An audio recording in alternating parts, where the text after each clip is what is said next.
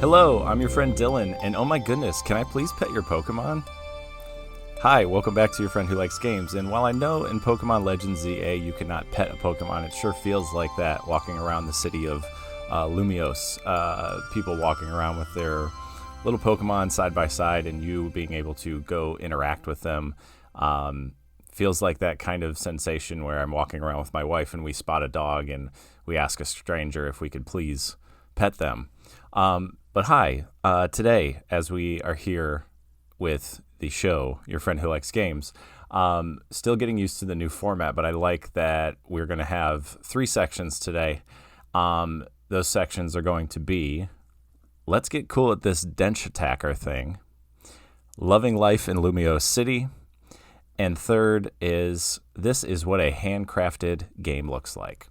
Talk about all 3 of those things and what those entail in a bit. But first, some bit of quick news I discovered this morning. Pokemon Fire Red and Pokemon Leaf Green are finally coming to the Nintendo Switch. It is something that has been kind of starved to have on the Switch. Kind of seems like something that would be really perfect for the Nintendo Switch, the classic Pokemon games. And with the 30th anniversary of Pokemon this year in 2026, they are coming out on Nintendo Switch. Now, a little bit of controversy with those, especially for some big Pokemon fans that like to have access to Pokemon Home and the kind of stretched out all of their catches across all of their Pokemon games. Pokemon Home is said to not be available on that, and there is no online play. But the kind of ports of those games are going to be available for Nintendo Switch, and obviously Nintendo Switch 2 then, and I believe available for $20 each. So if you're a person that is looking to just play them and have them on Switch, they are there, and frankly, that is good enough for me. But I know some fans that are very involved and want to have all of the access to all of the things. Maybe a little disappointed there, and I'm sorry to spread that news if you haven't heard already, but if you're a big fan, you already know. So, yeah, Fire Red and Leaf Green coming to Nintendo Switch, which I think is very cool, on February 27th. So, let's get into our first of 3 sections here. The first one being, let's get cool at this Denshattacker thing. Yeah, I played the demo for the video game Denshattack, that is Denshattack, ! Coming out in spring of 2026. And it's a game that I saw on some sort of YouTube video somewhere announcing some indie games. And best description for me to you is like Tony Hawk Pro Skater meets Japanese anime trains. You play as a physical like train car that is moving about railway systems in a very fast manner, in a very kind of reactive, twitchy manner, kind of jumping over barriers, switching tracks, and doing like kickflips and such in between each of your jumps. Kind of has like a beautiful anime art style, very brightly colored, very much like a kind of Jet Set Radio look to it. Meets anime, and that kind of fast-paced anime action is very present here. And I was really curious about it and saw that the demo was available, and I checked it out. So to start, they have this like preamble about how there's this like new or this near future for us where in Japan, a lot of people live in these kind of bubbled cities that are climate controlled, and hinting at a future not far from your own. Very dramatic and kind of you could tell the kind of comedy of it right away, even though or that it's the sarcasm I think is the word I should say. And then it jumps to like, who cares about all that? This is a story about those who stayed outside. So for the folks that like didn't participate in that world, there's probably more to that in the story, which I'm glad a game like this has. But yeah, let's get into it a little bit more specifically. So yeah, it's got like really great anime graphic design, and like I said, a story along with like a pretty killer game experience. My first initial thought, unfortunately, is I do hope that they kind of flesh out the tricks. I don't know if they just didn't feel as responsive to what I was doing with the stick. So like they have you do tricks, and they kind of teach you how to do a variety of them by showing you diagrams of what direction you would take the analog stick and move it around to that, then perform that trick. So obviously starting right and then maybe swooping underneath and over the top.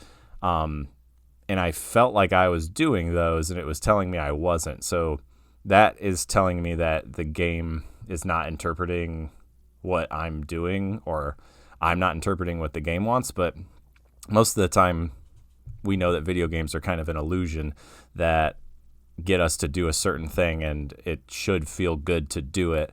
And that is the one and only part of this game that didn't feel good yet, but I'm willing to bet they'll tweak that. Maybe they'll get some feedback, or hear some folks that maybe have a similar experience to me, and that the tricks themselves didn't feel amazing all the time. Now, what did feel really good that was kind of rare, though, is like if you got into the air and you were doing a couple of those tricks and you happen to time them right and then land them really nicely, that feels really good. Another part that feels really good is you often drift in this game. So your train track is flying at really high speeds, which is exciting and cool, and again, very anime. But it will give you a little street sign warning that you're taking a left or a right. And then as you approach and get to the curve, you'll get this like meter that will fill up from green, yellow to red. And when it's in the red, you're not getting the most speed out of it, but you want to hold down the left trigger at that point, and it teaches you how to do this. You hold down the left trigger and then release at a sweet spot. So I don't want to say Mario Kart, but like kind of like you're sliding until the correct time, and once that meter gets into the green, then you let go, and then you get this giant speed boost coming out of a corner. That definitely feels good. I like that there are moments where you have to switch tracks. So you'll have an obstacle coming in your way, and you have to either pop left or right or left, or even over. Sometimes you can like jump over certain things, but jumping is risky in this game, because if you happen to jump and go too far, you'll either like miss a turn or slam into something that's above the tracks that you are racing or riding on. So, beware. And there is also a mechanic and you're like warned of you're really warned of like when to do each of these things. There's great visual communication in this game. If a track is ending, the track goes from like its color either being like blue, orange, or yellow, and then it will become white. So if the track becomes white, that is an indicator of like this track is ending, time to switch or jump over. And then there's like the signage that again points you in the direction of left and right.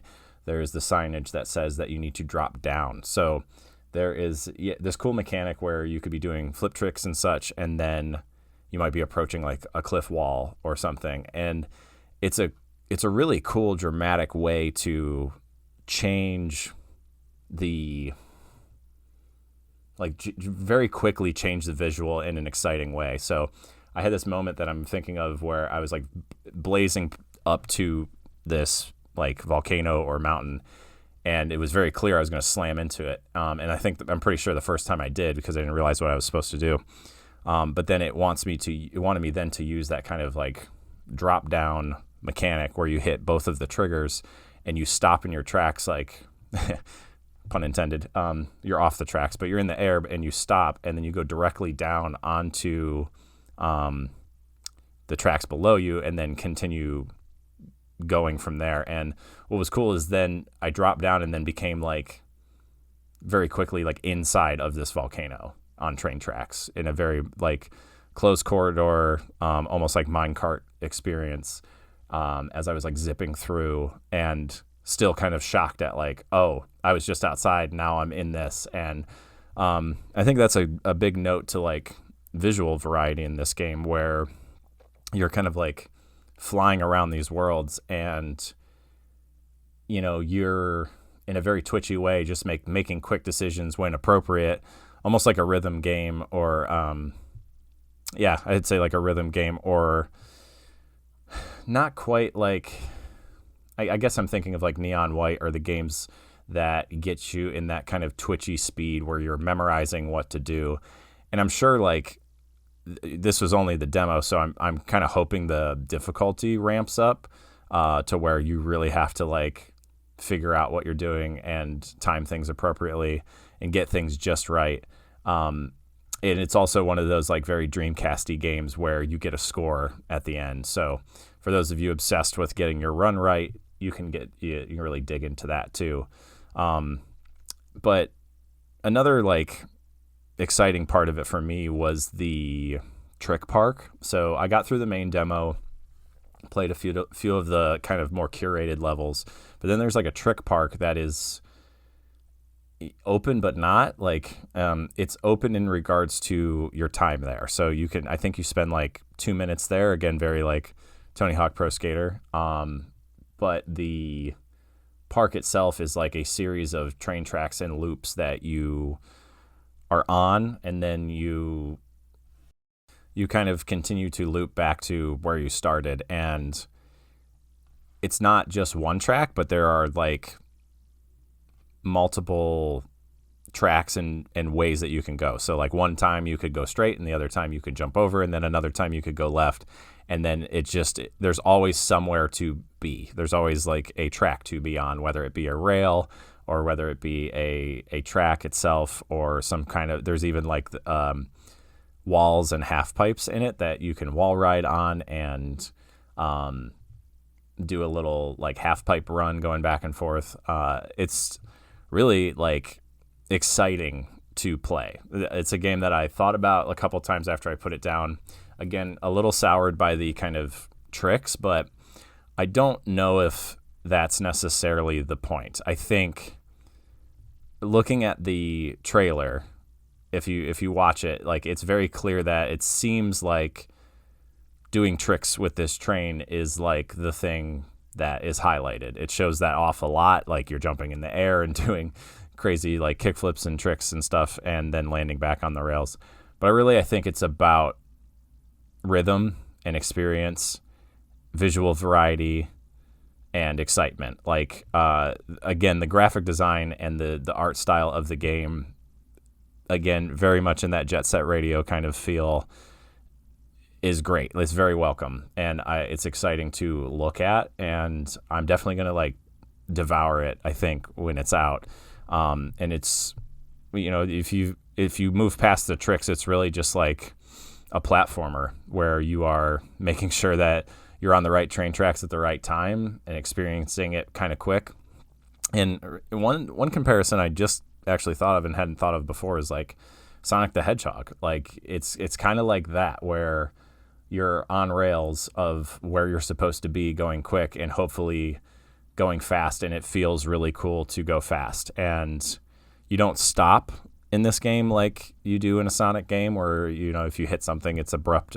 You crash, and then you very quickly get reloaded back into moments before your character just goes like, I won't give up, or I'm trying again, and you give that a rip, and you're back in it really quickly. So very fast game, very fun game, and I'm happy that there is a story. Like they give you a hint at it in the demo that talks about how Denshattackers are the best train racers of Japan, and it has this really dramatic and cool kind of cutscene, almost like Cowboy Bebop, where all of the characters kind of come across the screen, and you have these like portraits of their faces.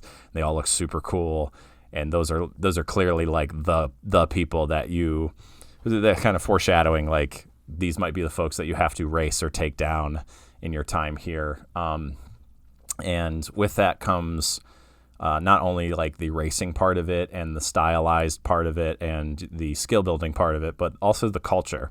So you have the culture of these trains and how they look, and there are like customization options where you can choose what your train looks like. You can get different sticker sets for it. And I don't know how far you can go with that. I think it's probably all preset stuff.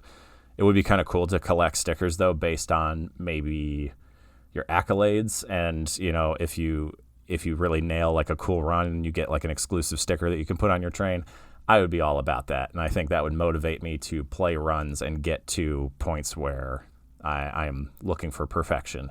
And it's a really pleasant place to be in. Again, the bright colors, the environments, the atmosphere, it's really fun to look at. So I don't mind being in it. So that would probably mean I wouldn't get bored of it too quick. I don't know when the exact release date of this one is. It just says spring 2026. So sometime soon. There is a demo available on Steam right now. Looks like it's coming to Xboxes, PC, Steam, and PlayStation 5. No Switch note for this one quite yet. I think that's all I had to say about that. It's a quick demo, but the Trick Park you can play like over and over again, and you could delete your progress and try again to kind of get a feel for the levels each time if you want to. But yeah, that's Denshattack. I'll have that listed in the show notes, of course, and one to keep an eye on for release. So that's that. And after this section here, I'm going to take a quick break now and talk about my life in Lumiose City. Played some Pokemon Legends ZA. See you in a couple. All right, we're back. And yeah, I want to talk about Pokemon Legends ZA. It was interesting with the Switch 2 and the expense of each of the games being like $70. I really had to kind of like pro and con list and weigh like which games in my mind would be worth obtaining and playing and kind of dipping into for a long time. Definitely was thinking about Kirby Air Riders and decided to go not there yet because Mario Kart is really filling that for me. Like I'm still enjoying Mario Kart World. I'm still enjoying Free Roam, playing online every now and then. It's just a fun game, and I almost don't want to confuse my racing tendencies with a Kirby Air Riders that I know has like different controls and a setup, but that one's on the wish list and on the backlog for sure. But I decided to go with Pokemon. Pokemon has just been on my brain this year, and I think I'm not alone in that. It's really relevant with the 30-year anniversary and a lot of hype and things coming up. I've been watching a lot of the Pokemon Horizon series. I'm on season 2 of that and still enjoying that very much. And it's all over my social media because my algorithm knows I'm loving it. And, I played Pokemon Snap this year. I played a bit of Pokemon Lazarus. I am interested in Pokemon Echo. And now we have the news of Fire Red and Leaf Green alongside Pokopia. I keep seeing more and more things that are coming out about that. Do check social media for Pokopia updates. I thought about gathering a few things for maybe some news, but I think a lot of people are doing a great job of just being like, hey, we got hands-on and here's more. So there's a lot to be said about it already coming out in a couple weeks, so do look that up on your own time. But Pokemon Legends, ZA, let's chat. I was excited again to play like a mainline Pokemon game. I think, Lazarus wasn't something I tolerated, but you just know that it's a fan-made game. It's not like what the intended Pokemon game is. It's not the new, shiny, exciting, flashy thing or the new mechanic that they're trying out for the first time or trying out new things. So I was excited for the real-time battles, excited to see what that was about, and I was really excited for the urban landscape. I remember when I first saw hype for this game, I was like, ooh, like Pokemon in an urban setting, yes, please. Like I'm excited for that, and just kind of the Pokemon Legends Arceus or Arceus, it's just almost too open for me. It had that very like Breath of the Wild feel where we're calling it an open world, but really it feels like an empty world. It doesn't click with me that much. I don't need that much space. I actually like the restrictions of the city. I like the look of it. And I honestly think like the early presentation is really great. Now, that being said, with a grain of salt and the fact that I'm playing it on Switch 2, a lot of criticism early, I think, came from the kind of plainness of this game and that the city wasn't as full. I don't know if the version I'm playing is a little more updated, where there's a little more going on in the city, or I just, didn't feel the emptiness that, frankly, that I saw on YouTube videos. I know a lot of folks at like IGN were kind of like, boo, boring, it's too empty, it's too open, and a lot of folks were kind of saying that too. But for me, I really like the space that it has. That it has a good gameplay loop of like collection, where in iShot all the time there's either this like shiny thing on the ground to pick up that is either like a potion or a feather or an experience candy, or so you're getting those, and then there are like the little glowing Pokeballs that show you where a Pokeball is or some sort of collectible item, and then there's these like mega crystals that are on the wall that you use a Pokemon to either bite or bop off the wall and collect shards of that, which I know will be important later as they keep hinting at mega evolutions.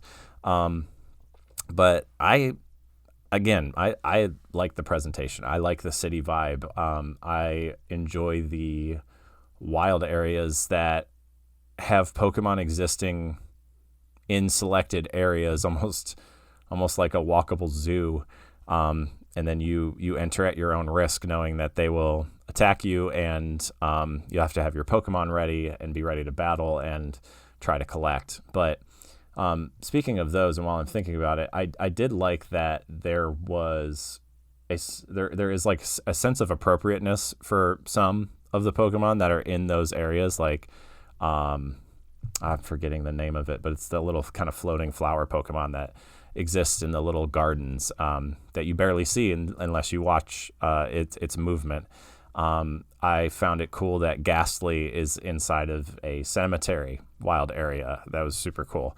Very appropriate. I like that Pidgeys are in wild areas that have buildings, and then they just kind of like rest on top of awnings or umbrellas or like little food stands. Like you have to like look up and find them, and they'll just kind of sit in there like a bird would. Or the Magikarp in the kind of koi pond like nature. I thought it was very appropriate and a very cool way. They've really thought about like what a Pokemon in a city would do. And I think what really clicks for me, and I think there might be a divide here in regards to Pokemon fandom, is like this definitely is a Pokemon game that is not for those. I really like, I'm curious if the folks that really liked Arceus, if they like this game. Or can they see like it's a different game? It's not like the same intention, because Arceus is like, go out in the wild areas everywhere, and collect as many Pokemon as you can. Catch them all. Like, you are filling the first Pokedex ever, and we want you to catch, and keep catching. And now that I think about it, that does sound pretty cool. I haven't played it on Switch 2. I might have to boot that up at some point. Regardless, this game is not like that. It is about exploring and living a life in a city that has Pokemon in it. And it really, like, I think it's something that the shows do really well. When anyone that like ends up at a town, you see Pokemon being a part of life. And that was something that I remember Brendan Bigley talked about oh my goodness. Pretty sure he put out a video about it, or in some source of the many things he does, talked about how like Pokemon in a city and living amongst them is kind of like the dream. Like, it's what the early games kind of pitched, and then I think the shows adapted quicker than the games did.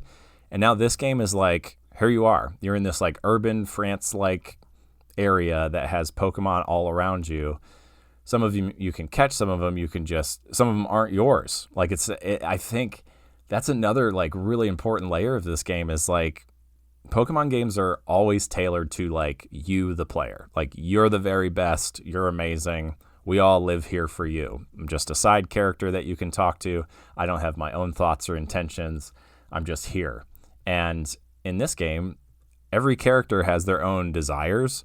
Every character has things to say that isn't just in relationship to you, the player. They are existing in their world. They have their Pokemon they're running around with. You can talk to them and they'll say some quip about what they're thinking about. And it makes it feel like there is life in this city beyond just what you bring to it. And that is so refreshing as a game in general. Like, a lot of video games are so tailored to you and you, the player, and you are the person. You're so amazing. You're player one. We're all just here for you, which makes sense. But I like that we're kind of getting away from the kind of, not so. I will say that, but while also saying, like, all of your friends and the companions you have in this game that you just met think you're so amazing and you're the most, you're so good at training, and they boost you up pretty quick, of course. But the kind of like gameplay loop of you walking about, you are a part of the city, not the only part of the city. And the game is not just made for you, even though it technically is.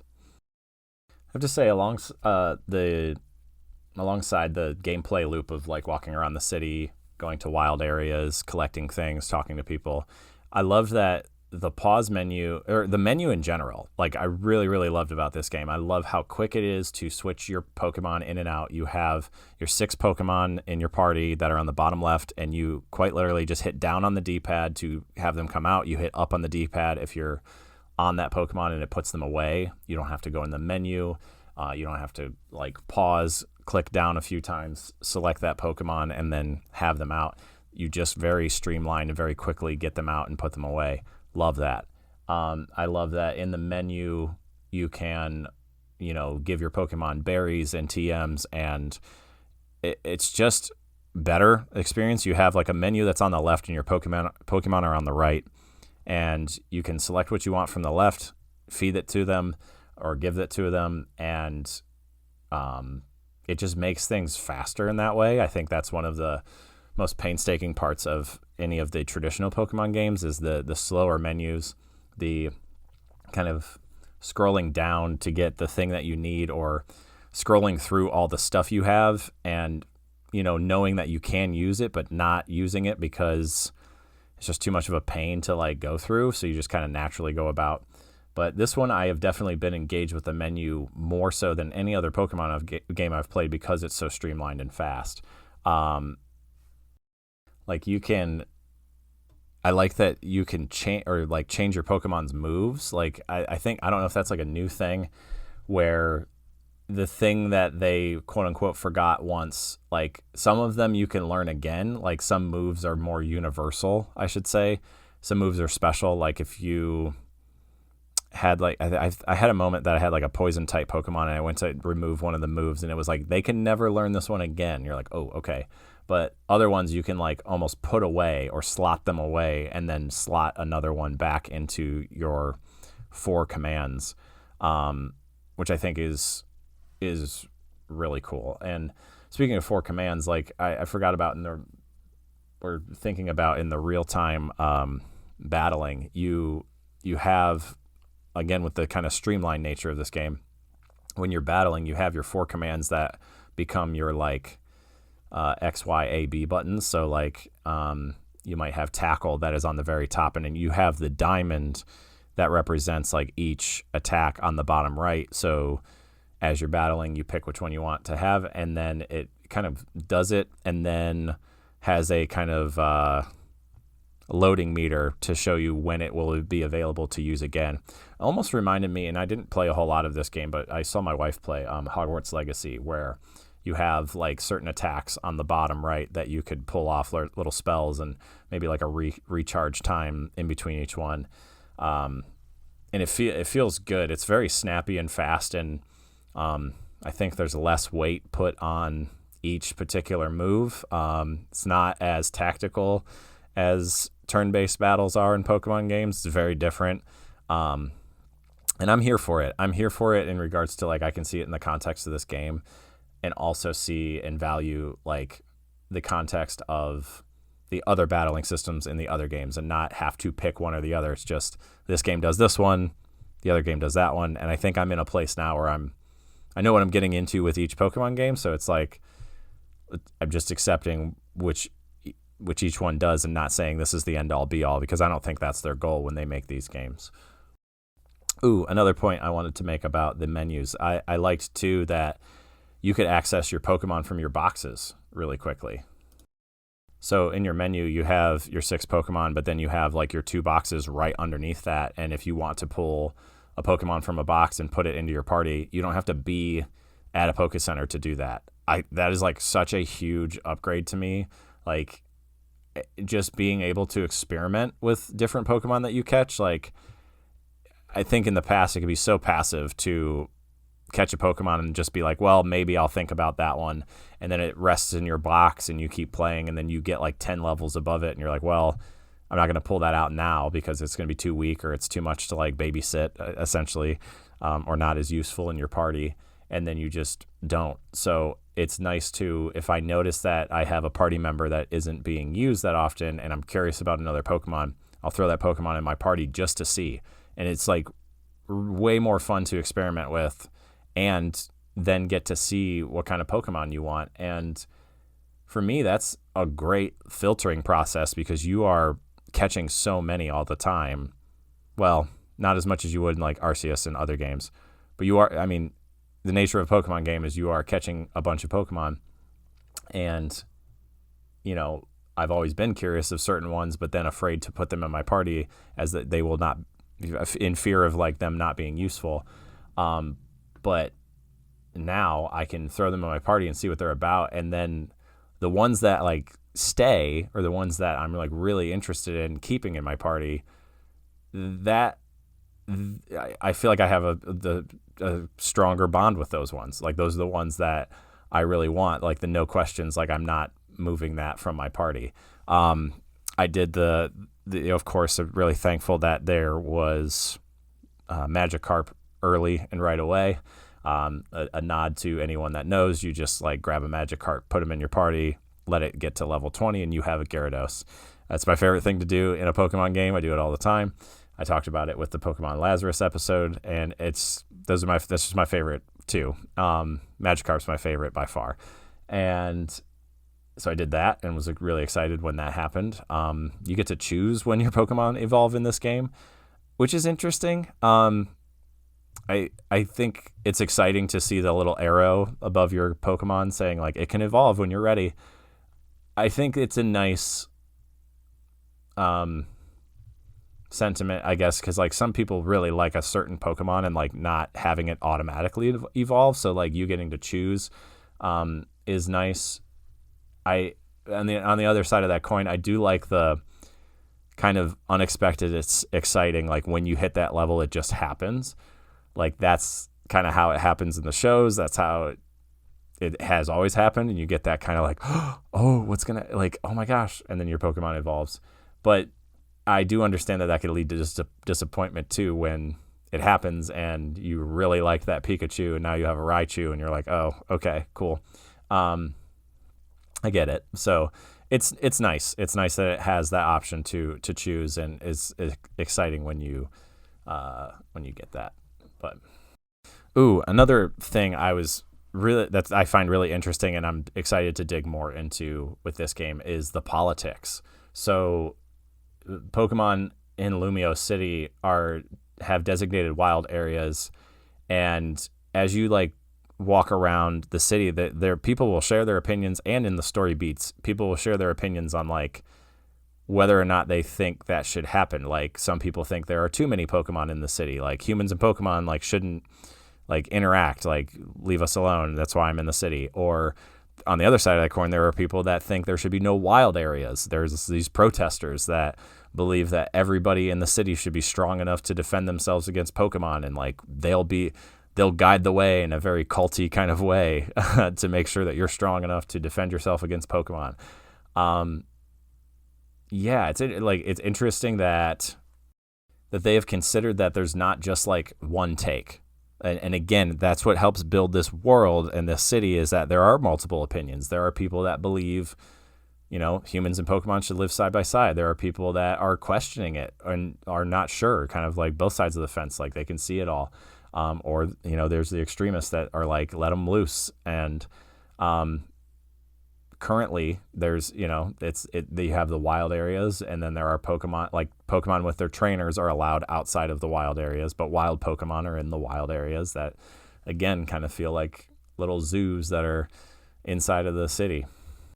For those of you that haven't played, I'd say too that, like, I know I talk about on the show a couple times that like Pokemon preamble, where you start a Pokemon game and you are on rails for quite a long time, just getting tutorials and the lay of the land and the characters telling you what to do and so on.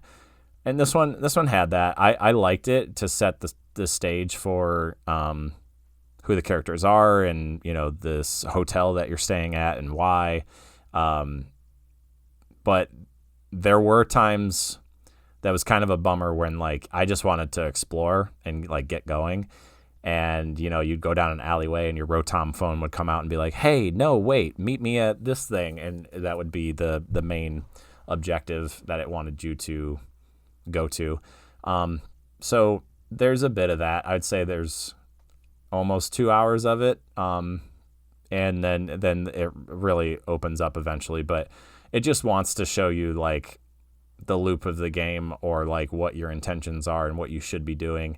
And the main thing is, like, you explore the city and, collect stuff and battle other Pokemon, look for other Pokemon, go to the wild areas. And then, like, at night, you go to a battle zone, and anyone that enters the battle zone is looking to rank up from Z to A, and A being the best, Z being the lowest rank. And you battle other Pokemon trainers in those battle areas at night. You try to sneak up on them and surprise them. And which is interesting, like you catch them off guard. If you're in the battle area, you have to be aware. That's one moment where it's like, obviously the game is made for you, because they're all just standing around like sitting ducks, and you just sneak up on them. No one really sneaks up on you unless you don't see them. But if they do see you first, it can jagger your first move. Like, they get to go first and then you get to respond. But it's all like the same level of ease that a lot of Pokemon games are, and I'm very okay with that, where you're the dominant one and you're just kind of ranking your way up. But another random note, because that's just how I take notes. I really don't have a chronological order here. My brain just writes things down when I think of it, and I say it here when I think of it as well. But I found that the Pokemon are way more of an active companion to you in this game, where a lot of times they just kind of follow you around and are just there, and you could choose whether or not they are there to help you. And I know that, like, Pokemon companions in the even top-down, like, pixel art games can perform rock smash or cut down trees and things like that. But they make that, like, physical and available to happen as your Pokemon is out in this game, and they kind of, like, third-person view that you get to play as, to where, you use the Pokemon that has the rock smash ability to get rid of these big clumpy rocks that might be blocking an alleyway, or you aim at the, like, mega shards that are kind of growing everywhere in the city and have your Pokemon just, like, hit those. And not only that, but it's cool to add to the life of this game. Like, your Pokemon companion will be alongside you and is kind of like looking for the next command. Like, they look at you, they look your way to see, like, what they should do next. And then, like, people in the city and other Pokemon, as you walk up to them, like, they will acknowledge your existence. They're not just kind of, like, planted there. Little detail, but, like, important detail to add life to it. And I think that certainly does not go unnoticed by me. And speaking of companionship, it's cool that this game has moments that invite you to, like, spend time with your Pokemon that aren't, like, battling and doing other things. Like, you could grab a coffee and sit with them. You could sit on a bench and hang out with your Pokemon and just let them, like, chill at your side. I think those components added to the game not only add to, like, the kind of cute nature that Pokemon has, that you are just, like, hanging out with your buddies and companions and not just, like, battling and doing all that, but you're spending time with them in a public place, and really sells the idea of, again, you having a companion in a city.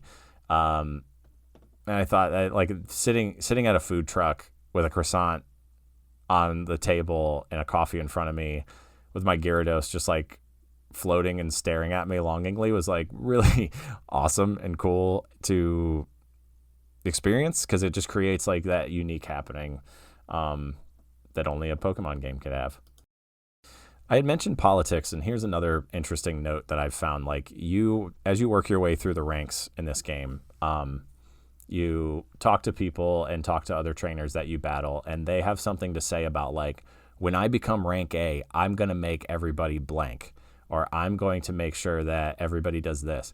And so like the first one is not too spoilery, is like a taxi driver, and he said that he wants to make all other forms of transportation except taxis obsolete.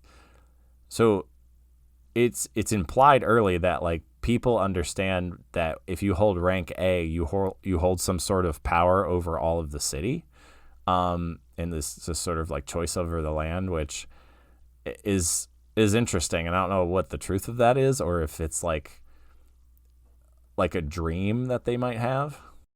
I'm sure the story will tell more of that as I go.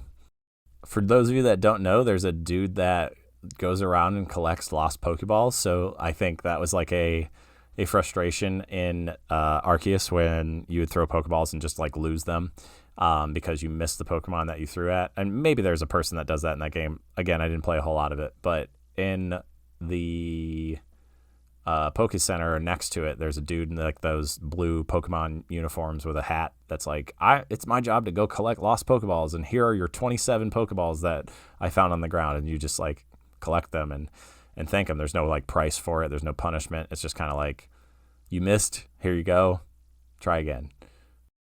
Oh my goodness. Okay, so we got to talk about a couple things that, I talk about, like coffee shops, cafes, food trucks, like that's all a part of the city.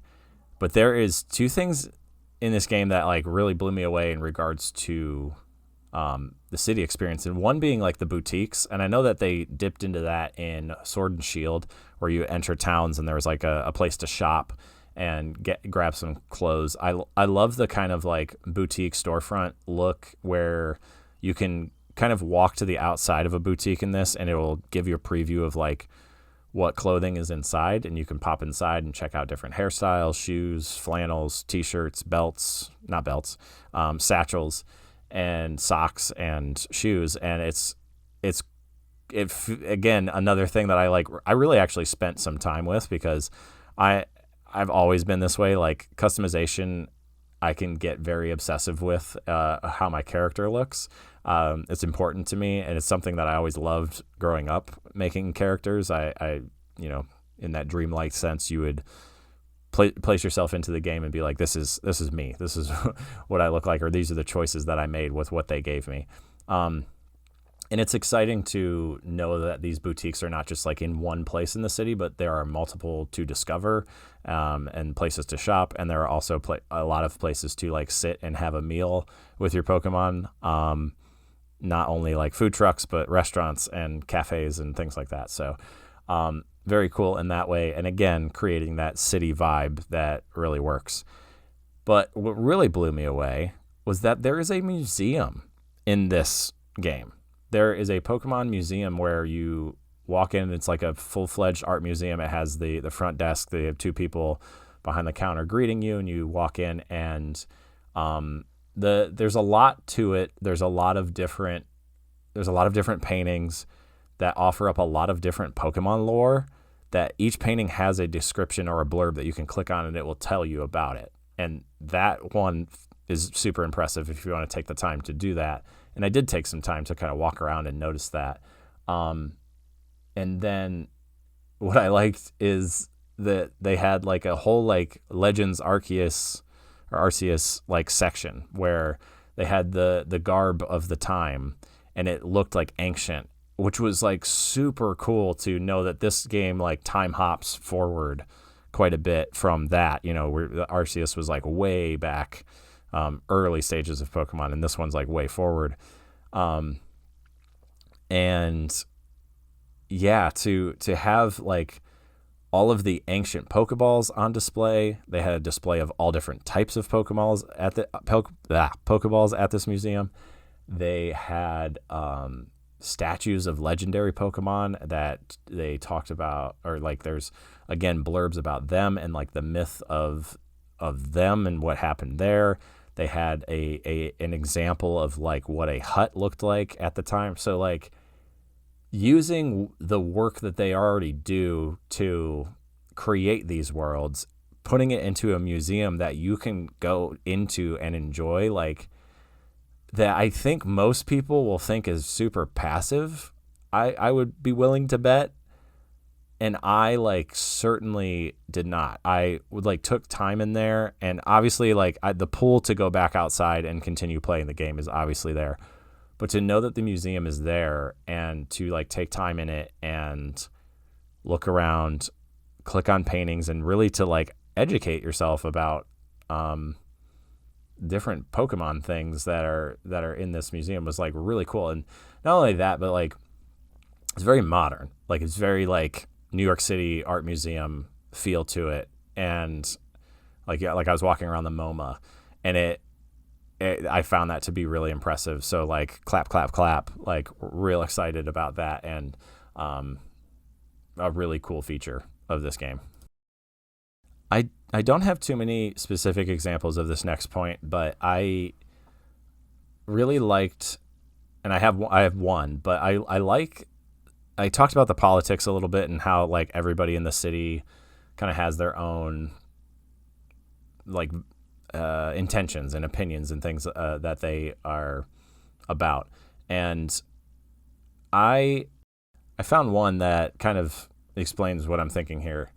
That I talked to a guy that was in like a business suit, and he said, I can't throw a battle no matter what's at stake. Client, business partner, I don't care.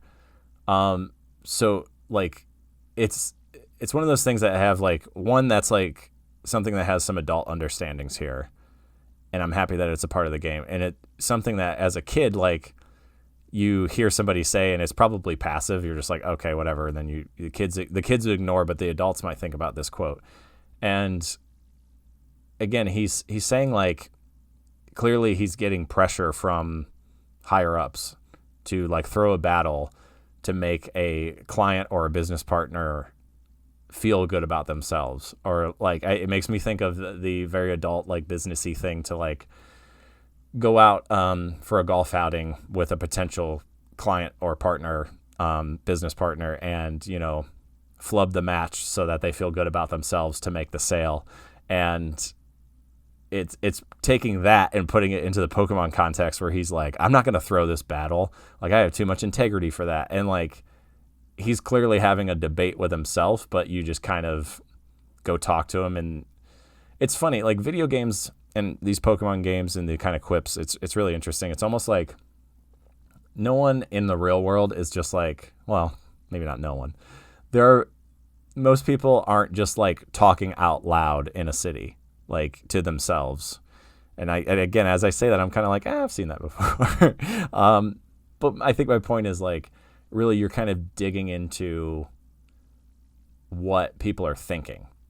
So as you click on them, and you know, it might be like, oh, I'm saying this out loud to you, stranger, which could be true, but it's really just like this person's thinking this. And in regards to, again, the like Pokemon city-ness of this, I like that everybody kind of has their own agenda. It's not just like you walking up to them and them explaining what they do in the town, or them explaining why Pokemon are important. And there's still plenty of that, but it's in motion, I think, is another point I want to make, is like the city is in motion, and the city is living about like with or without you, and it doesn't always care directly about you, the player. It's like, I'm heading this way, or I'm thinking about this. I'm playing with my Pokemon here. I think poison's better than paralysis, and so on. Like that is just really, really clicking and working for me with Pokemon Legends ZA. I like too that there's And my wife even noticed as I was playing this, like there's like some spice in the writing of this game, where there's a lot of sarcasm, or like, I'm thinking of like I had this side mission where I had to go bring a Badoo to a, like, almost like a collection of critics that put on like a pageant show of for Badoo, and they would dance and do their thing, and they would be all critical about their movements and such. And then like I got to the end of it, and then they start talking about like how I first met my Badoo, and like you can play along and be like, it was fate that we met, or you could be like, it was a random encounter. And like I like that there's tone to what you say. There's ones, and I'm missing the specifics, but there's one where you're like battling a particular trainer early on, and like her whole thing is like going fast and being quick, like she's a runner or something like that, a runner and a business person, so everything in her life has to be very efficient. And you could like straight up tell her like, I'm gonna make quick work of you. And there are like two other options that are just as spicy, and it's like making me laugh. I like that they're kind of having fun with clashes of personality, you know, like again, like everybody is out doing their own thing, and that is going to create relationships between people, and you to have a need to say something in a certain way with a certain tone, making me smile. So yeah, I'm really enjoying my time with this game, and I'm definitely going to eat it up. I can see me going to the end of it, and we'll be back talking about it some more as I approach A. I think I'm on W now, so still got plenty of ways to go and plenty to play. And I think final thoughts is like this is a game that's less about going out and catching them all, and I think more about enjoying your time living in a Pokemon city. And I have been. So cheers to that. If you've been playing Pokemon ZA and you want to talk about it, please reach out at Your Friend Who Likes Games on Instagram or Spotify or YouTube. You can comment right there if you would like, and I'd be happy to get back to you and chat. So after this quick break, I'm going to talk about one more game, and that would be the Replaced demo. See you soon. Hello, and welcome back to the third section of the show here, and that is one I am calling "This is what a handcrafted game looks like." A quote from the folks that have created the Replaced, or the game called Replaced on Steam, and those folks are Sad Cat Studios, published by Thunderful Publishing. This is a game, Replaced, that has been on my social media feed for what feels like a couple years. I think like hype for it and the look of it had come out early, and I started to get some get a bit of a look to it and get people to have eyes on it, to wonder what's going on. And instantly, like, it is a cyberpunk pixel art game that kind of mixes like pixel art sprites that are like really realistically rendered, almost like Mortal Kombat-esque, where it's like pixely but like realistic, and the movement is really fluid. You can tell they put a lot of work into it. And then like 3D rendered spaces. Well, it's like, I want to call it 2.5D, but like really feels 3D. You are moving left to right only, but the depth of it is really big. It definitely pulls. It feels like it has some inspiration from games like Inside or Limbo, among others. Let me read the Steam description for you here and what they're saying about the game.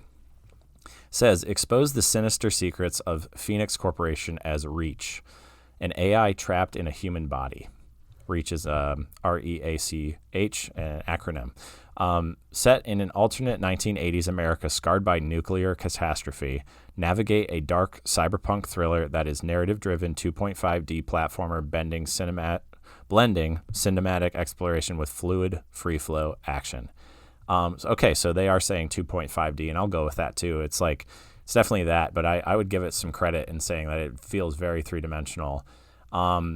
If you haven't checked out this game, do just look at it. Like, I think that is the biggest thing it has working for them.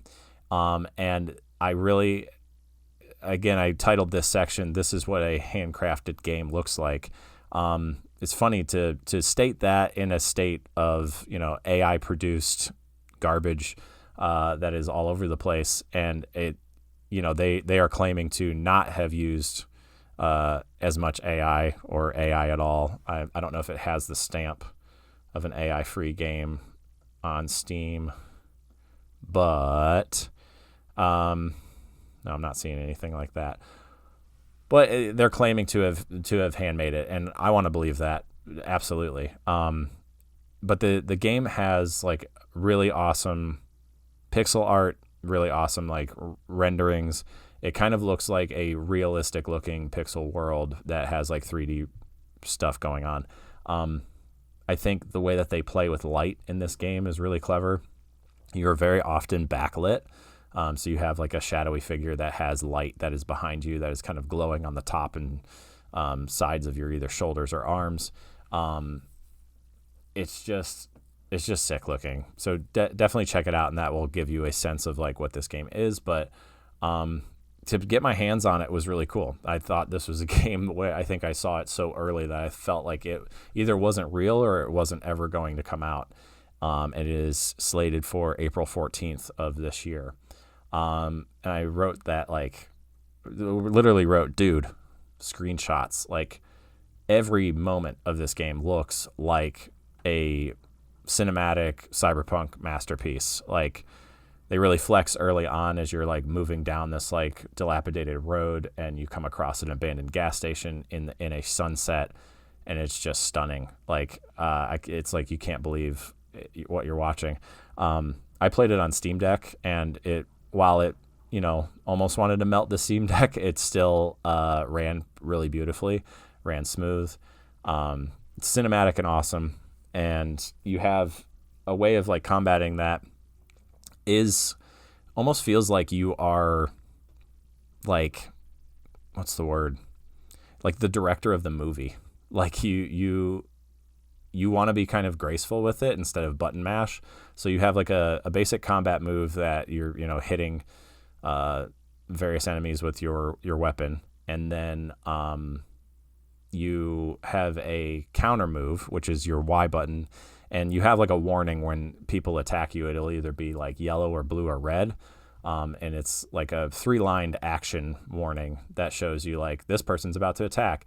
And if you hit the counter move at the right time, then you will counter what they throw at you and then hit them again, which is cool. And then you won't take any damage.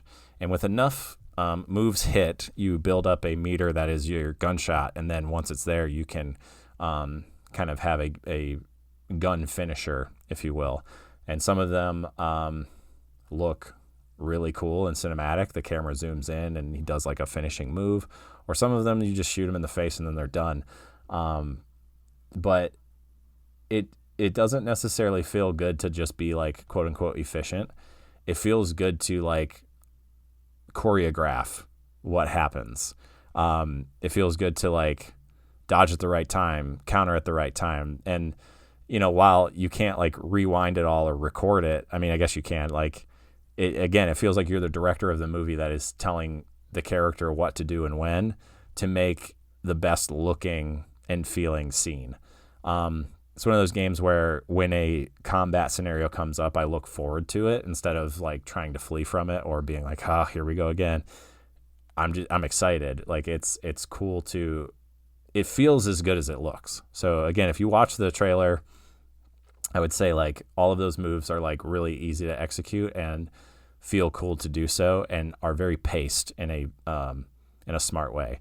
And speaking of pace, like I felt that the gameplay itself, like it was very like slow, sludgy, and trudgy through like this like wet, muddy post-apocalyptic world. Like it's beat up, it's dark, it's an area that was and is no longer, and the game wants you to take time with it, and I really appreciate that. Again, I think like Inside and Limbo like are referenced here, where like it's not a speedy game. You're not just supposed to run through it really quickly and passively. They want you to look and enjoy and take your time with it, because it sounds like they worked really hard on it, especially if they've been developing it for a few years.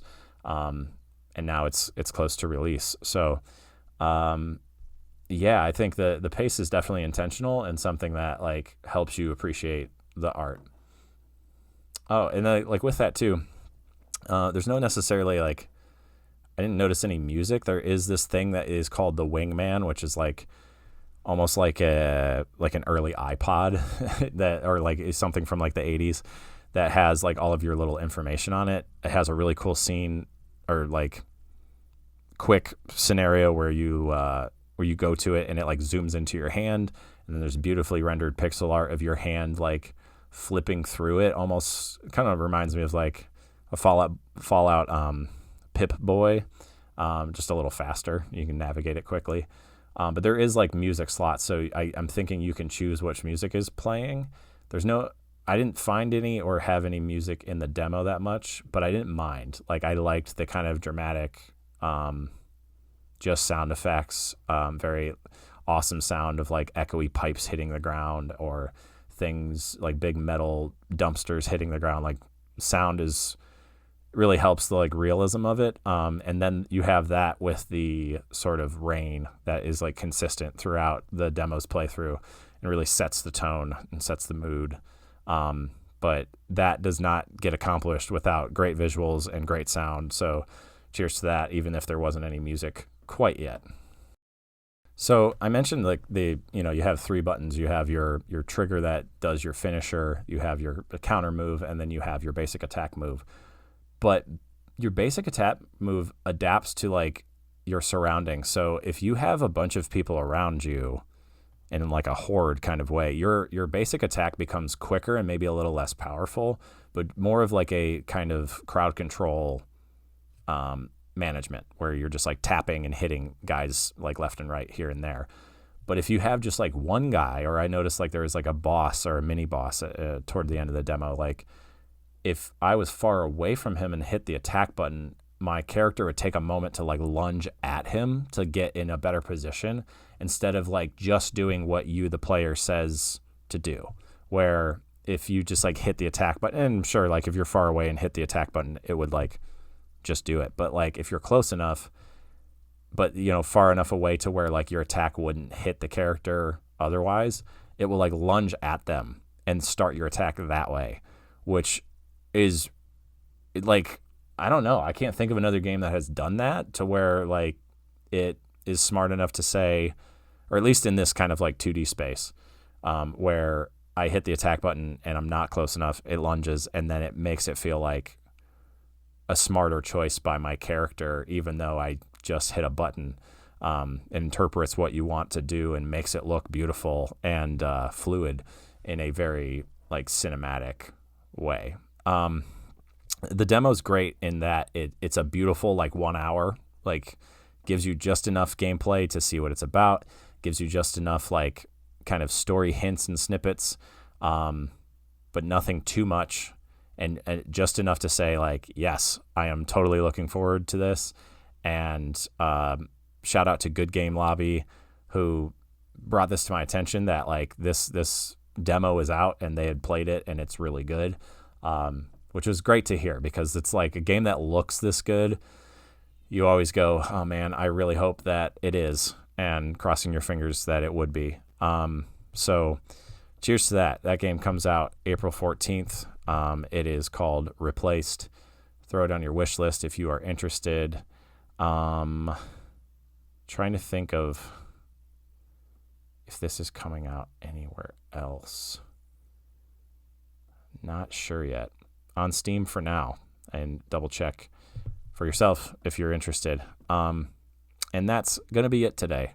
Again, games I talked about were Denshattack, Pokemon Legends ZA, and Replaced. 2 of those being demos and 1 of them being a main game. And looking forward to future conversations. If you want to talk about games, reach out at Your Friend Who Likes Games on both Blue Sky and Instagram. Or you can comment right on the Spotify link, or I'm sorry, the Spotify episode, or you can comment on the YouTube episode. I'd happily get back to you there. And if you're liking what you're hearing, please like and subscribe on YouTube. Please rate and follow and subscribe on Spotify. and stay in touch that way with content that you find here. I really appreciate. A couple of you reached out recently and gave some positive feedback on like just the fact that, you know, I'm making this and that you value it. And I really, really, really, really, really, really appreciate that. It can be something that feels hard to fit into my life, and I'm very thankful to be able to do it. So thank you for supporting it in any way possible. Thank you for sharing. Thank you for reaching out. And thank you for playing good video games. If you got anything cool you're playing too, please reach out and let me know. I'm always curious, always playing, and looking forward to more. I'll catch you all next time, and I hope you have a good one. Thanks. Take care.